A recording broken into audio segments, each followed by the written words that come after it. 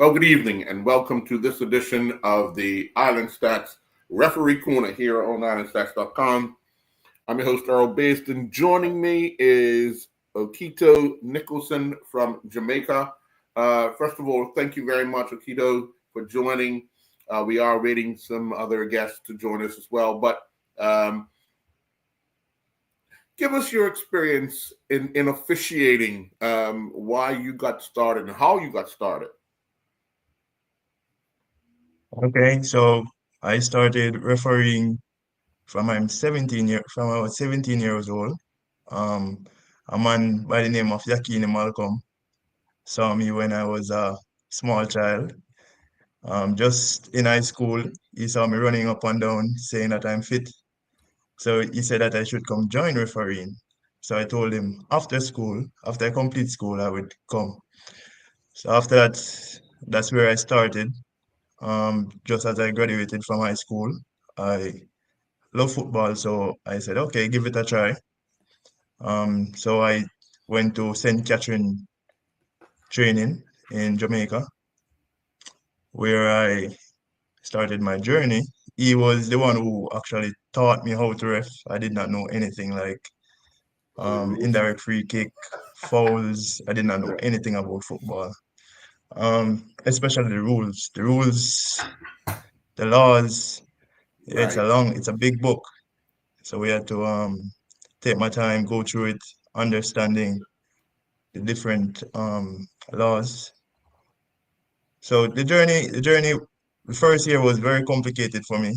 The second year is where I really got the hang of it and moved forward into refereeing. So let me ask you. Um, Let me ask you yes. while you're doing that. Wait, before you go on, was that when did you get that urge that you wanted to improve your where you were and go further, like FIFA or even CONCACAF? Was it early stages Okay. or late?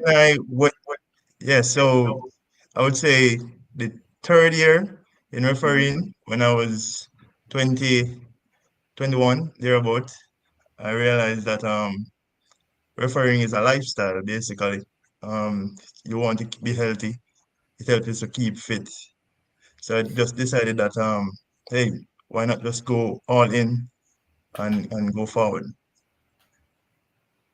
And were you as a youngster, were you a player or you just decided um, you would officiate? No, just Sunday evening ball games. That's it for me. And then yeah, football after that. Okay. So let me ask you a I question. use As a player, what position did you play as a player or like to play when you was just having a kick around? midfield, midfield. Okay. I hate defense. I hate goalkeeping. Sometimes forwards, but yeah, straight midfield.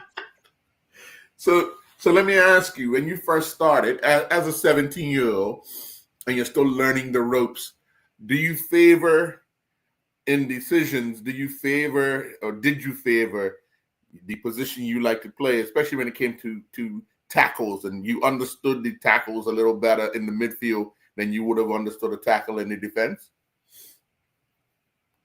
Uh, I would say so. Yes. Um, for me, football is just football, because the foul is clear. Once there's no contact with the ball and you make contact with your opponent, it's clear whether you're at forward, midfield, or defense. So Yes, it was clear yes, for me. yeah, yeah. And what about when you would have first started? What about the fear of the crowd getting on you? Not too much the players, but the crowd getting on you if the decision that you're making is not in their favor, because it's always that way. It's not, whether or not it's not a right call, it's not in their favor. Yeah, we're all humans, so I expected the crowd to understand that I'm just coming up. Everybody could see that I was young. Um, Even with the indirect free kick, I usually did not know that it had to deal with the distance from where so the person would play something called high foot, and I would, Yes. even if he's like 5 meters away from the opponent, I would call it same way. So Yakini Malcolm would say, no, it has to do something with the impact. So once you're making a call, it has to do something with the impact. So gradually they understand me, and with confidence and growth, we understand that football grows with you. So that's Okay. for me. All right. Well, now that they've got their technical issues sorted out, we're joined by a trio, Cecile, Denisha, and Abigail, I believe. Good evening, ladies. How are you? Hi. Hello, good evening. Okay. Oh, we got a choir. Okay, Yeah. we got a choir. Well, let's start with you, Cecile. About what got you into officiating, and at what age did you decide that's what you wanted to do? I wouldn't say the age. First off, good evening, everyone. Good Um, evening. what got me started into officiating was I was actually on the opposite side where I was playing football Mm-hmm. and I got injured. So the people who were in charge of refereeing at that time, the one of the gentlemen, they came up to my mom and they was like, she would do good in officiating. And I was like, referees just get cursed out. So, and I used to be the one sometimes giving the referees some static. Right. Um, Needless to say, went into officiating because she ended up seeing the ad in the papers, my mom that is. And that's how I eventually started my journey as a referee in 2008. Mm. What about you, Denisha? Hi, good night, everyone. It's a pleasure to join you tonight. Well, I started when I was 18. I used to do the school games and I had experience to do the fitness test at that level as well. And, and when I matriculated into the elite league with my colleagues, and then I started doing the senior leagues and all the local leagues around the country. I started playing football as well. I didn't get to reach that far because I was early in that path.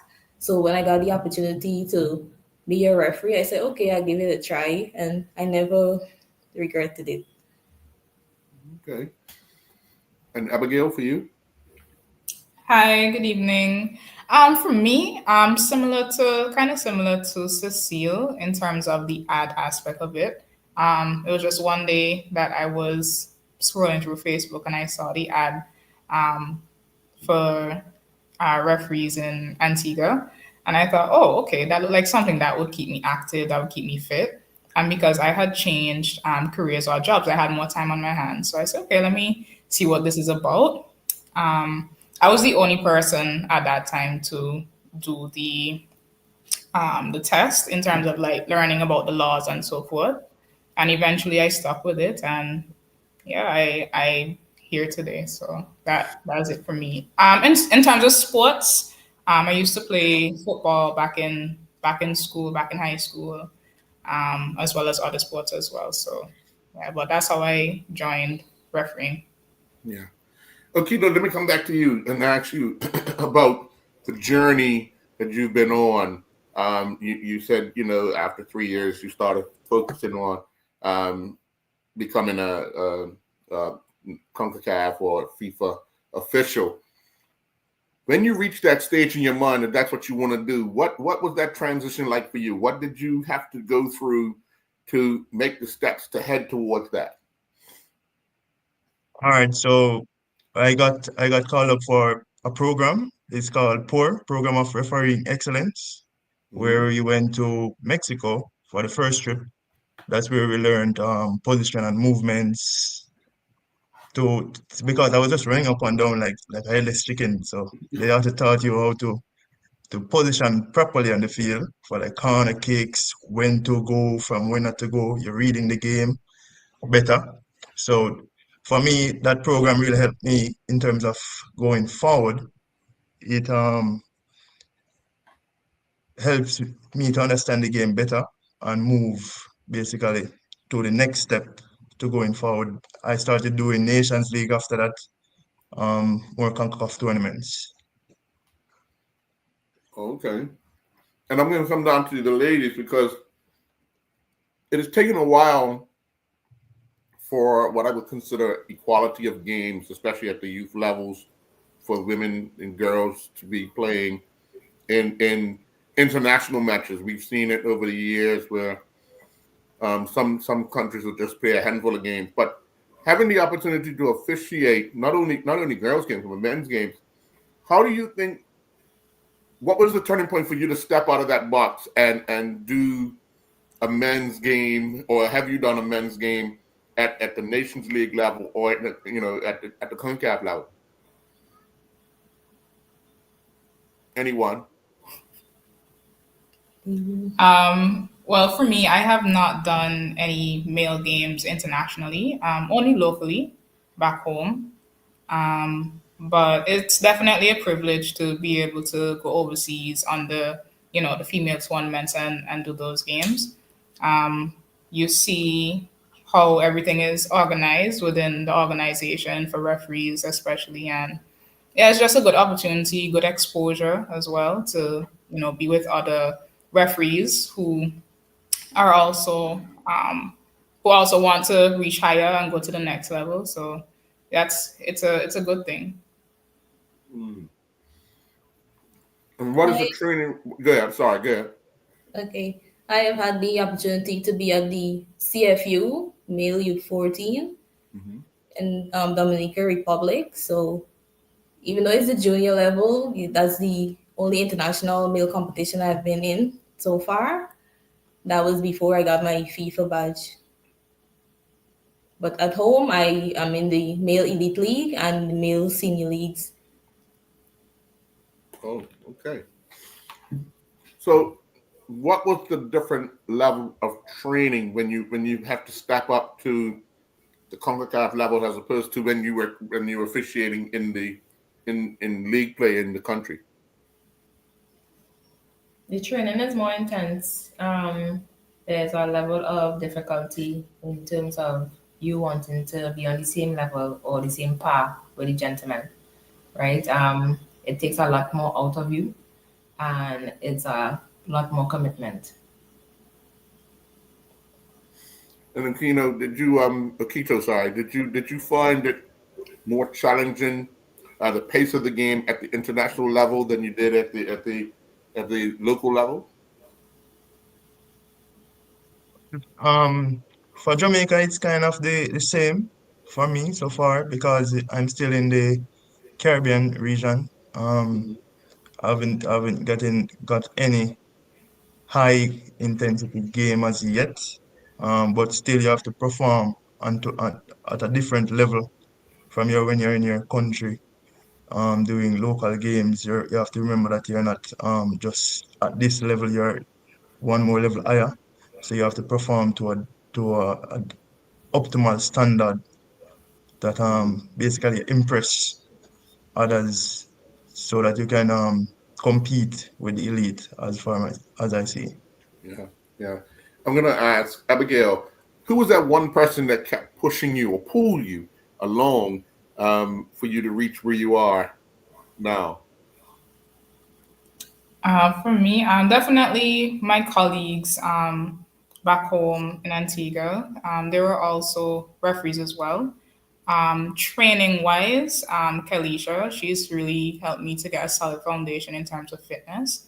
Mhm. Um, but for outside of that, definitely my fellow referees. They're the ones who encourage me, who push me when I felt like I wanted to stop or I had a bad game. They're the ones who continue to say, like, what, just reflect and think about the mistakes that you made and how you can improve on it. Take a break when you need it, but always continue to work hard. So yes, those are definitely driving force, as well as God too. You always have to keep God in the midst of things. So yeah, those are my driving forces. Yeah.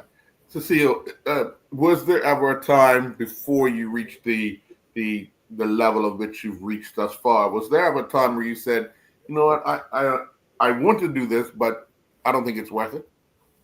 Plenty times. How did you get over it though?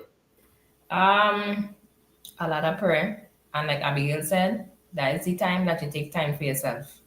You need to have some self-reflection and say, all right, this is what I did, this is what I could have done better, or this is what I need to do. So taking that time or taking that step back allows you to see clearly the path you want to move forward with. Yeah. And Denisha, for you, what was that advice given to you when you first started that you keep reminding yourself day in and day out about getting into officiating? I would say one advice that sticks with me is that if I really need it, the amount that I put in is what I'm going to receive. So I'm always dedicated, always committed, always giving my all, always 100% because that is the results I'm looking for. Mm. Okito, what's the one code that challenged you when you first started that you now look at today and say, oh, okay, I'm confident that I'm making the right call? Because obviously when you start, you always got some doubt or some question about what is direct, what is indirect, what is intentional, what is unintentional, that type of thing. What did you struggle with?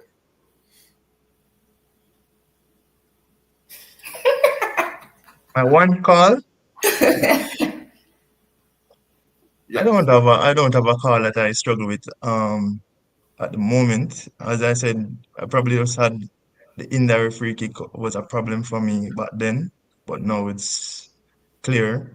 Now football got so complicated where you have handball. Mm-hmm. So yes, handball is basically the complicated one for me right now because they change it now from natural to unnatural, and now inside the penalty area, if you have a unnatural movements, Mm-hmm.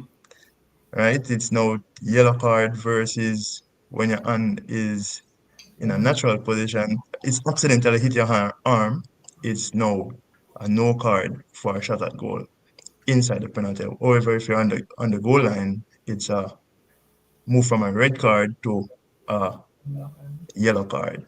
So it's kind of complicated at the moment Right. until I probably grow some more.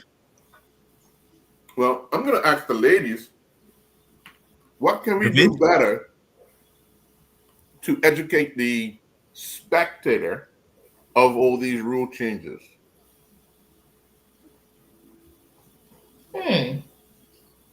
Well, we could do better. Mm-hmm. I do believe having sensitization around these. You see, spectators are stuck in their own way, and they Right. believe what they believe in. So if they know that up till this day, they don't say the penalty area, they say the box. They Yeah. don't say assistant referee or the match official, they say the linesman. Mm-hmm. Understand? So Yeah.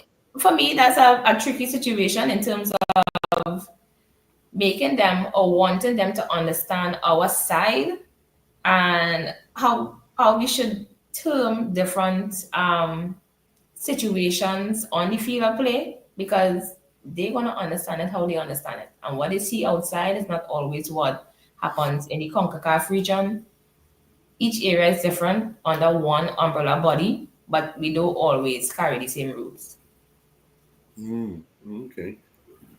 Abigail, I'm going to ask you the question I asked Okito. What was that one rule that you struggled with when you started? Our one rule. Even now, at some points, when it comes to offsides, with accurately judging wait and sees, I Yeah. would say that is it's a bit tricky sometimes. Mm-hmm. But in the beginning, everything was pretty straightforward. It's just doing it enough times and practicing and doing clip analysis and so on. But yeah, I can't really recall anything that was like a issue. But yeah, just the wait and see sometimes because it's situational and you have to have the good judgment at the right time to know, okay, should I go up or should I just wait and see what happens? So yeah, that was it. Yeah. if I can, Denisha, can you elaborate a little bit on that as well, or expand on it? Because the wait and see can become confusing at times, can't it? Yeah, I agree. So it's basically for the AR part. Yes. If you have an offside situation when you first establish a player in the offside position, then you wait and see which one of the three criterias this player is going to commit before you penalize him. So you wait to see if he will interfere with play, if he will interfere with an opponent, or if he will gain advantage by being in that position. And then the AR make the call by raising the flag to indicate to the referee that he should be penalized. So if none of these three criteria are met, then play continues, no offside. So that's what you wait to see. Yeah, and yeah, just to add to that, yeah, with the wait and see, it's knowing also when to. Well, I lost my train of thought. Give me 1 second. What was I saying? Yeah, so sometimes a person could be in the offside position and look like they're about to play or do something, and then probably another player comes from behind and plays it. So in that wait and see application, you don't rush to always go on with the flag. You just have to assess the situation in the moment and decide, whether, okay, is this an offense to go up with, or is this something that doesn't require the flag right now because of what had happened? Sure. Akito, now that you're officiating in a place like Bermuda, what's been the big change for you as far as the tempo in Jamaica and the tempo in Bermuda? You can say it. You can say it. You walk around in Bermuda. No. I try to be professional as possible when I go out of my country. So despite the big score line from one team to the next, I still try to be on the level or be above the level of the game. For me, it's the change of climate, the cold.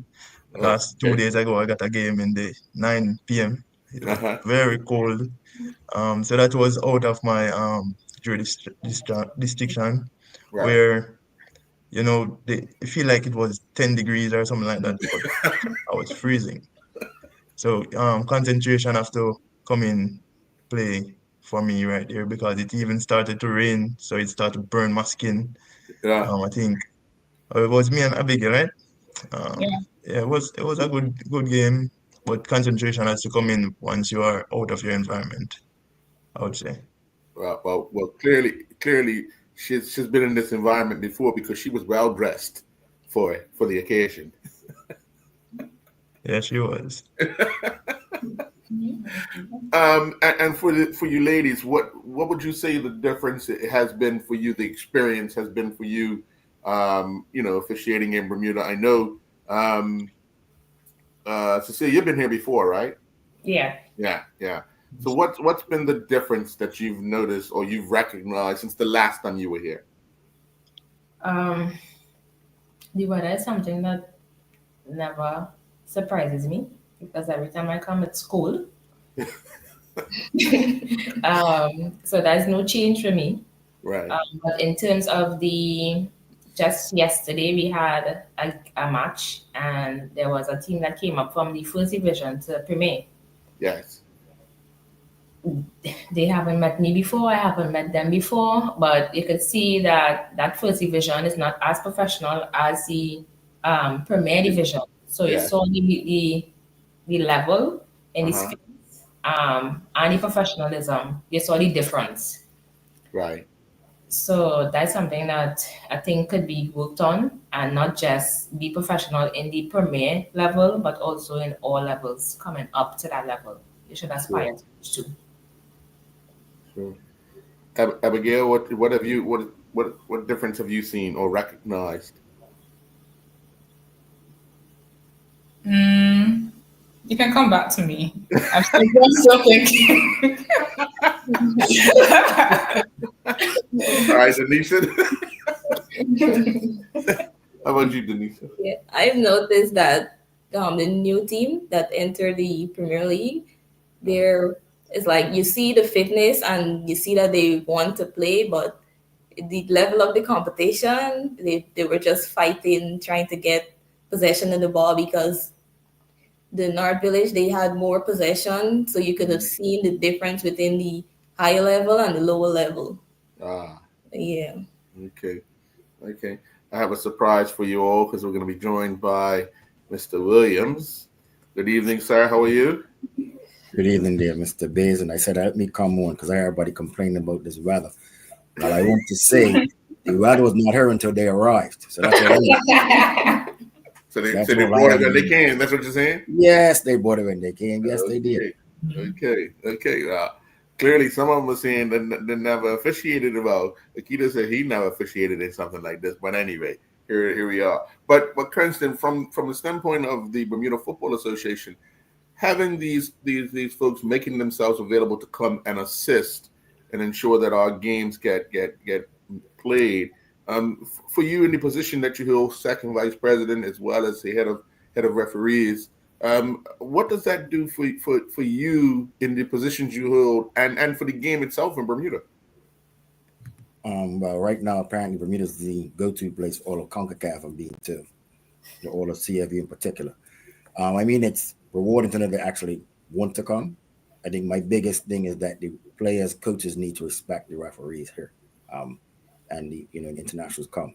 And of course, because they're international, they have different rules and regulations that are not so actively enforced here. So prime example is the game Akita was referring to. Uh-huh. I don't want to call any names, but there's a particular coach, good friend of mine. Normally when he's at a game, it's very, very outlandish. A lot of things are said. But Akito's at the game, even the players, Akito told him, hey, listen, I'm in charge, this how this goes. One person got out of line, he gave him a yellow card, and that was crickets for the rest of the game. And I do mean crickets. He didn't have to talk twice, just do what he had to do. And I was just sitting there like, all order has been restored on the football field. So for me, it's a pleasure. I mean, it's a pleasure. Then we have a certain lady that's in the middle, and she comes, she also, she's very direct, and she talks to the player a certain way so they know. Yes, yesterday, they were talking about North Village. When the players saw it, they're like, oh, okay, boys, we have to do X, Y, Z, and it was no questions asked. So for me, it's rewarding, but I'm just hoping our local referees can get to that level. But here in Bermuda, it's the familiarity thing where we know everybody and we're a small community, so some things are just tolerated. Yeah. Akito, when given the opportunity to come to a place like Bermuda, first of all, how did you hear about it, and what was your response to coming? Mr. Bays, I don't think you want to ask that question. Well, I heard about it. I heard about it from my spouse. Odette Hamilton. She told me about Bermuda, and I said, okay, I'll come and give it a try. And she said, okay. And I spoke with Cranston, and I told him, and he said, okay, same time. So we just get to it. Okay, all right. And let's try you, Denisha. How did you hear about this opportunity? Well, I was here before in Okay. 2023 for a training. They had a CONCACAF training here with the Yes. the local referees. So I was invited to that training. So Mr. Cranston will always tell me if I'm available, just let him know, and he will let me come here to assist with some local games. So he reached out to me recently and asked me if I'm available and I want to come. I said, sure, no problem. So he told me, okay, I'll send you the details and you'll come and help us out with the local league. So I appreciate that. Okay. Abigail? For me, I was here previously as well. I was here last year, September, for the Road to Gold Cup qualifiers. It was Bermuda versus Dominican Republic, and that was my first interaction with Cranston. And he, also offered to come to Bermuda to do some of the local games here. Unfortunately, last year I was not able to come because I would have come sooner. But this year I had the availability, and he also reached out to me as well recently, and I was able to come. So happy to be here to, be on island and do the games. Yeah. And Cecile, I hear you're changing you're getting your passport changed.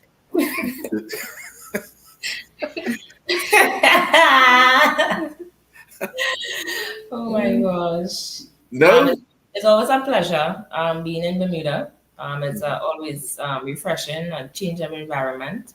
And it's also good being here. The weather. I agree. But other than that, it's always good to always come and assist. I'm always welcome here, so I'll be here. Okay. Well, hopefully we get some weather that will change the next time you're here or later on while you're here. Today would have been a good day, you think? Well, yesterday wasn't bad. Right. Okay. It's been so it's Quito. It's nighttime games yeah. Okay. We'll have to talk to Mr. Williams about scheduling him in the daytime and it's bright and sunny. So. But he had rain. You had rain in your game on Saturday, didn't you, Akita? Yeah, it's a good experience. No, it's Abigail told me about it and I just went out and said, okay. Just rest and enjoy it. Okay. All about the experience. Sure. Something you can grow from and take back and utilize next time around if you end up doing somewhere else. I want to say thank you very much to all four of you for joining us in Bermuda and assisting us to ensure our leagues continue and go on. And next time, I guess, Mr. Williams reaches out, you are available to come back and assist again and hopefully join us again on this show and talk us through your journey and what you experienced this time around as opposed to the last time around. Okay? Yeah, for sure. Definitely. Okay. Thank you very much. Mr. Williams, thank you. Appreciate you. Folks, we'll be back next week, Monday at 6 p.m. with another edition of Referee's Corner here on IslandStats.com. Enjoy your evening. Thank you all. Good night. Okay, All right.